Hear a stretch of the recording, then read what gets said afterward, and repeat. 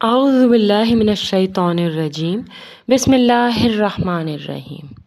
بخاری شریف کی حدیث ہے غصے کی ممانعت کے بارے میں۔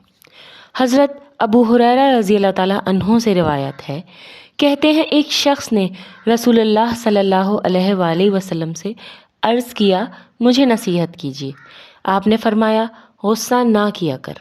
اس شخص نے بار بار عرض کی، مجھے کچھ اور نصیحت کیجیے۔ آپ نے ہر بار فرمایا، غصہ نہ کیا کرو۔ بخاری شریف کی اور مسلم شریف کی حدیث ہے کہ رسول اللہ نے غصے کے علاج بھی بتائے ہیں۔ آپ کی موجودگی میں دو آدمی نے ایک دوسرے کو گالم گلوچ کی اور ایک آدمی کا چہرہ سرخ ہو گیا۔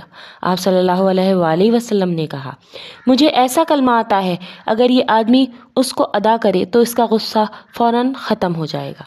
وہ ہے اعوذ باللہ من الشیطان الرجیم۔ گویا غصے میں انسان یہ کلمہ ادا کرے تو اس کا غصہ دور ہو جاتا ہے۔ ایک حدیث میں یہ بھی آتا ہے کہ غصہ شیطان کی طرف سے ہے اور شیطان آگ سے پیدا کیا اور پانی آگ کو بجھاتا ہے۔ جب تم میں سے کسی کو غصہ آئے تو وضو کرو۔ ایک اور حدیث میں حضرت عبداللہ بن عمر رضی اللہ تعالیٰ عنہ سے مروی ہے، سب سے افضل ترین گھونٹ وہ ہے جو کسی انسان نے پیا، وہ وہی ہے جس نے اللہ کی خاطر غصے کو پی لیا۔ ان سب احادیث سے پتہ چلتا ہے کہ غصے کو پینے کی یعنی غصے کے وقت غصہ نہ کرنے کی بہت بڑی فضیلت ہے۔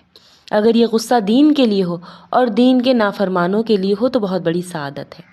قرآن مجید میں اس کا ذکر اس طرح کیا گیا ہے، رسول اللہ نے زندگی بھر کسی سے ذاتی انتقام نہیں لیا، مگر شریعت کے احکامات کو نافذ کرنے میں کبھی نرمی نہیں کی۔ غور کیا جائے تو اندازہ ہوگا کہ غصہ آج کے معاشرے میں بہت بڑا ناسور ہے۔ میاں بیوی میں معمولی سی بات پر اختلاف کی وجہ سے غصہ ہوا اور میاں نے بیوی کو طلاق دے دی۔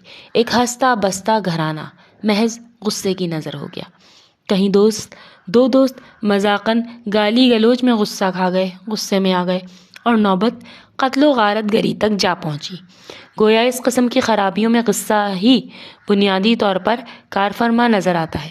اگر ہم قرآن و سنت کے احکام جو کہ غصے کے سلسلے میں دیے گئے ہیں انہیں سامنے رکھیں تو اندازہ ہوگا کہ ان برائیوں پر قابو پانا کوئی بہت بڑا مسئلہ نہیں ہے۔